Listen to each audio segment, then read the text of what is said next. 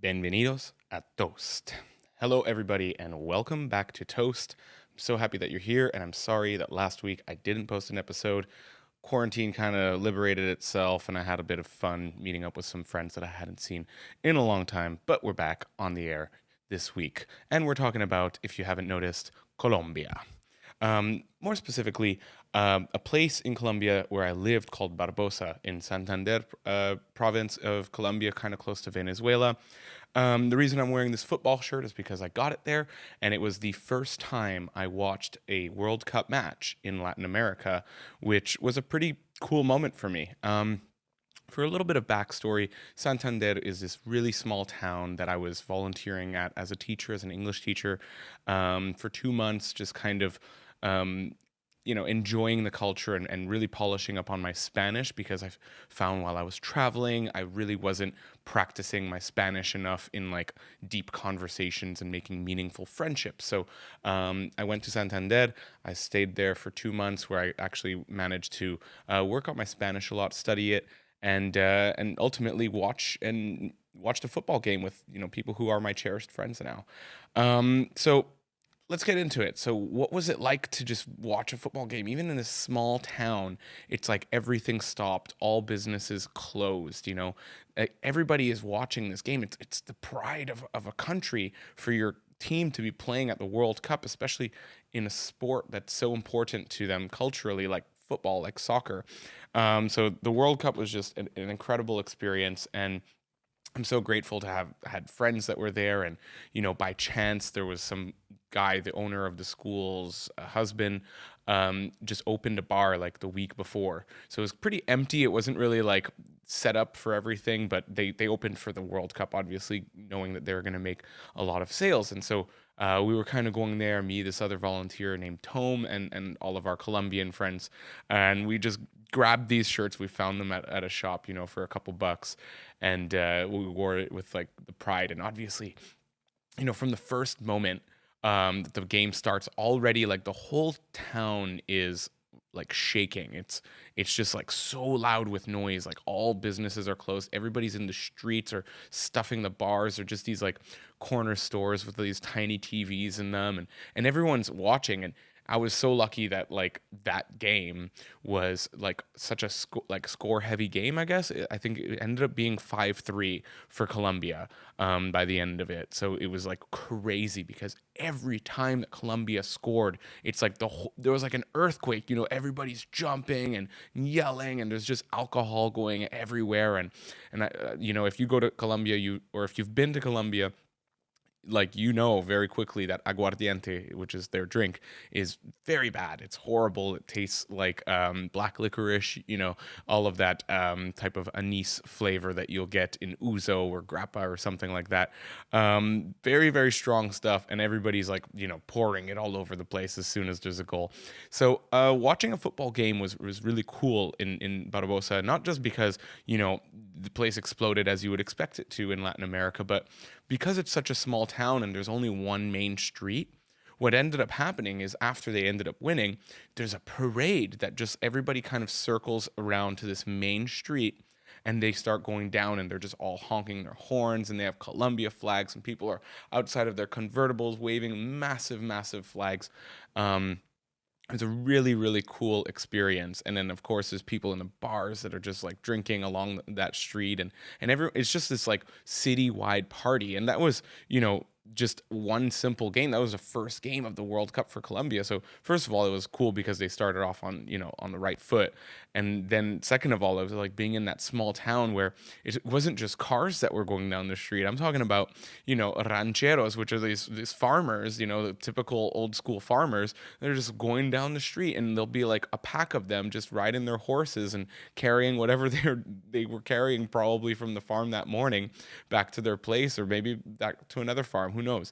All I know is that it was like a really cool and unique experience, and I'm really happy to have experienced it in that small town before having moved to other places. Now, the story doesn't end there. Of course, I continued watching football and following the World Cup. Actually, I had intentions of, being in whatever country was going to make it to the final had it been a Latin American one. So if I was in South America and let's say Brazil was going to the finals, then I was going to fly to Brazil no matter what, like just somewhere. Didn't really matter where. It could be Sao Paulo or Rio, but just wanted to be in that country if they were going to make it because it would have been a wild experience.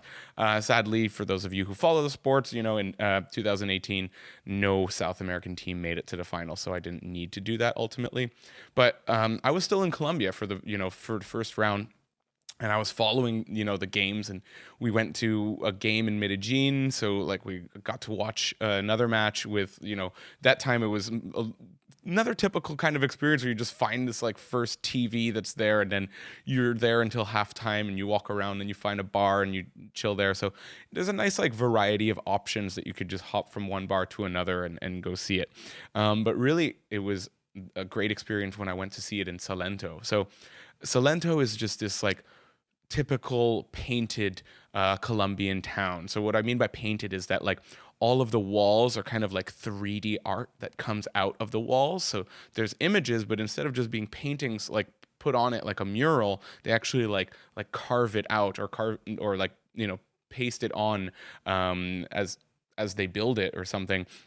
And so it's really, really cool and very colorful. Of course, these are the main colors, but still just a beautiful, beautiful, like touristy town. And it was cool because Colombia was going against England, and this time it was like, if they won, then they would get through to the second round. If they lost, then they wouldn't. And so there's a lot of English people there because it's a tourist town. And so it's just this entire like big square, like there's always a big square, like a big park kind of thing, usually called Plaza de Armas in Latin America, right in front of a huge church or the main church of a city or a town. And this is true across pretty much every city in South America and even Central America. It's just part of that culture. And so they just had this massive screen just like on the church, and this massive Colombian flag just hanging down from the cathedral.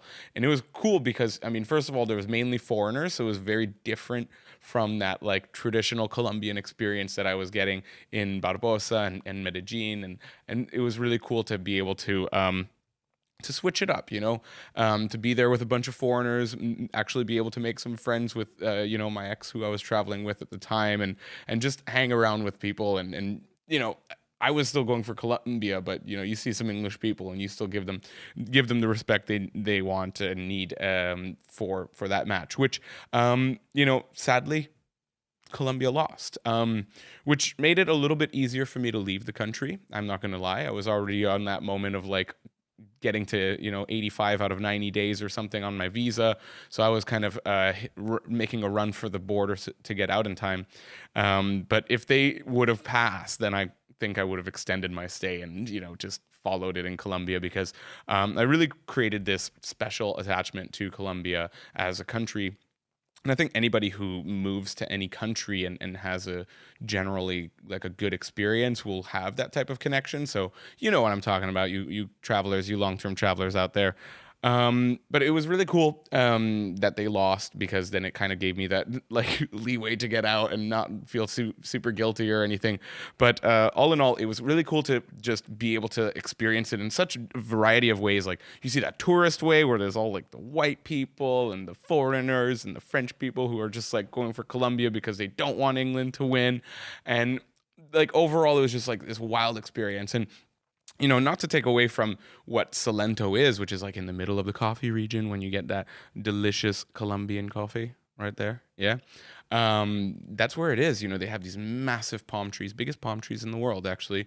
And it's an incredible place for you to be able to just see a football match outside in a park, burning hot, like 35 degrees, and just like drinking beer to cool yourself off, not because you need the beer, but just because it's so hot. And all in all, I know that this story is maybe going a little bit slow and there's not too much adventure to it, but next story is going to be still in Colombia. It's going to be a lot more adventurous, and it's about when I got to Colombia. And I hope you guys enjoyed it. And what you need to take away from this episode, all in all, is that sometimes when you're traveling, Um, Even if you're not basing your trip around a certain thing, like I wasn't basing my 2018 trip around the World Cup. Of course, I knew that that's when it was because it's every 4 years. It's not too hard. You see it coming from a mile away. But if you have that opportunity, check on the internet and see if there's anything going on when you're traveling somewhere. If there's any like type of folk festivals, things like that, things that you love about your hometown exist in other places in different forms, right? Just like if you're from Montreal, if you're one of my listeners from over here at home, like Festibière in Chambly is one of those great places. And imagine bringing a foreigner to that and like how much more of a rich experience they would have and a better knowledge of Quebec.